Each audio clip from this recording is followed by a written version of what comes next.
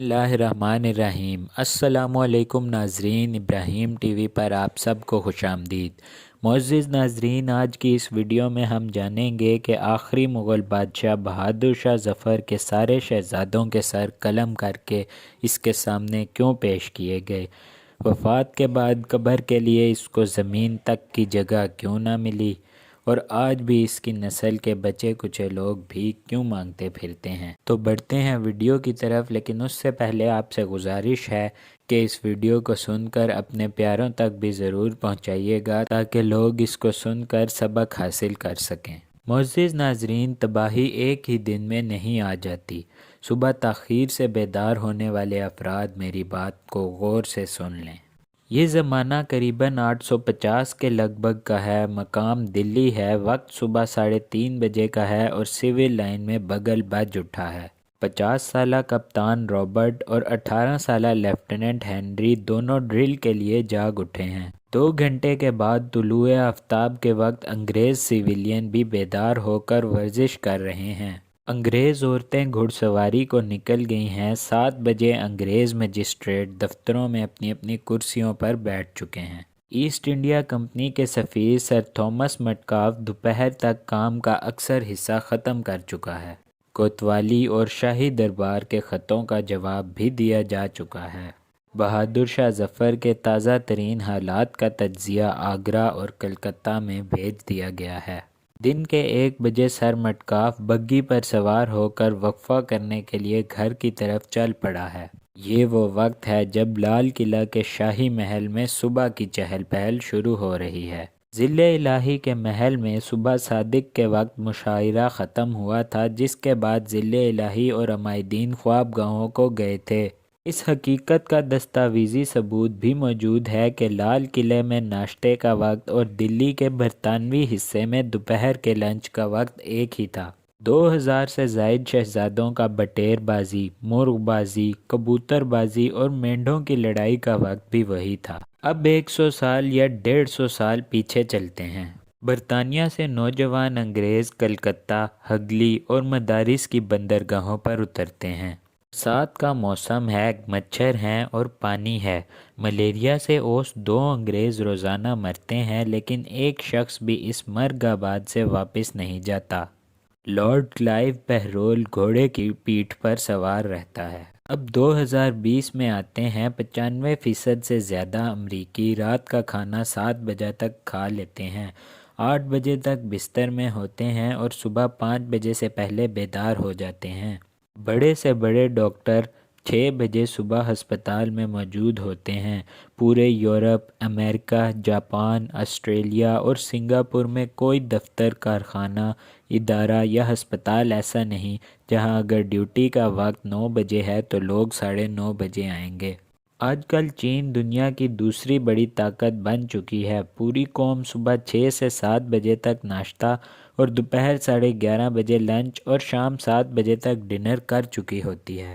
اللہ کی سنت کسی کے لیے نہیں بدلتی۔ اس کا کوئی رشتہ دار نہیں ہے، نہ کوئی اس کا بیٹا ہے اور نہ وہ کسی کی اولاد ہے۔ اللہ کا اصول یہی ہے کہ جو محنت کرے گا تو وہ کامیاب ہوگا۔ عیسائی ورکر تھامسن میٹکاف 7 بجے دفتر پہنچ جائے گا تو دن کے 1 بجے تولیہ بردار کنیزوں سے چہرہ صاف کروانے والا بہادر شاہ ظفر مسلمان بادشاہ ہی کیوں نہ ہو ناکام رہے گا۔ بے شک بدر میں فرشتے نصرت کے لیے اتارے گئے تھے، لیکن اس سے پہلے مسلمان پانی کے چشموں پر قبضہ کر چکے تھے، جو کہ آسان کام نہیں تھا، اور خدا کے محبوب صلی اللہ علیہ وآلہ وسلم رات بھر یا تو پالیسی بناتے رہے یا سجدے میں رہے تھے۔ جدھر انگریز حکمران اور انگریز قوم 18ویں صدی سے ایک بامقصد زندگی جی رہی تھی، وہیں پر مسلمان بادشاہ عیاشیوں میں پڑے تھے۔ انگریز مسلمان سلطنتوں پر قبضہ کرتے چلے گئے اور مسلمان بادشاہ بہادر شاہ ظفر غزل گوئی اور شعر و شاعری میں لگا رہا اور اپنی عیاشیوں میں مصروف رہا۔ یہی وجہ تھی کہ انگریزوں نے اس سلطنت پر قبضہ کر لیا اور مسلمان بادشاہ کے شہزادوں کے سر قلم کر کے اس کے سامنے پیش کر دیے۔ اس کو رنگون کے قید خانے میں قید کر لیا گیا اور مرنے کے بعد قبر کے لیے زمین تک نہ ملی۔ اور وہیں رنگون کے قید خانے میں اس کو دفن کیا گیا۔ اس بات سے اسی کا ایک شعر بھی منسلک ہے کہ 2 گز زمین بھی نہ ملی کوہ یار میں۔ بے شک یہ بات سچ ہے کہ سلطنت پاکستان پر اللہ کی خاص رحمت موجود ہے، اور یہ ملک وہ واحد دنیا کا ملک ہے جو کہ لا الہ الا اللہ یعنی کہ کلمہ پر بنایا گیا تھا۔ لیکن ہم سب کو یہ بات سوچنے کی ضرورت ہے کہ اگر ہم اسلامی اصول چھوڑ دیں گے اور مغرب کی طرز پر چل پڑیں گے، جبکہ وہ قرآن پر ریسرچ کر کے ہمارے نبی صلی اللہ علیہ وآلہ وسلم کی سنت پر ریسرچ اور عمل کر کے خوب ترقی کرتے چلے جا رہے ہیں، تو ہمیں تباہی سے کون بچا سکتا ہے؟ یہ بات سوچنے کی ضرورت ہے کہ جس ملک میں لوگ ذہنی غلام ہو گئے ہوں، بے ایمان ہوں، ہر چیز میں رشوت کا سہارا لیا جاتا ہو، ٹی وی چینلز پر مسخرے ہوں، تجارت میں سود ہو، ہر کسی کو صرف اپنی پڑی ہو، ہر کوئی خواب غفلت میں سو رہا ہو، تو اس قوم کو تباہ ہونے سے کون بچائے گا؟ آج ہمارے ملک میں ہر جگہ لال قلعے کی طرز زندگی کا دور دورہ ہے۔ آپ خود بتائیے، آج ہمارے ملک میں کتنے لوگ ایسے ہیں جو صبح سویرے اٹھ کر نماز کے بعد کام کے لیے نکل جاتے ہیں، اور رات کو عشاء کی نماز کے بعد جلدی سونا ان کا معمول ہے؟ کیا یہ اس قوم کی بربادی نہیں کہ جس میں کسی کو تو اس لیے مسند پر نہیں بٹھایا جا سکتا کہ وہ دوپہر سے پہلے اٹھتا ہی نہیں، اور کوئی اس پر فخر کرتا ہے کہ وہ دوپہر کو اٹھتا ہے، سپہر تک ریموٹ کنٹرول کھلونوں سے دل بہلاتا ہے، جبکہ کچھ اس بات پر فخر کر رہے ہیں کہ وہ دوپہر 3 بجے اٹھے تھے؟ کیا اس معاشرے کی اخلاقی پستی کی کوئی حد باقی ہے؟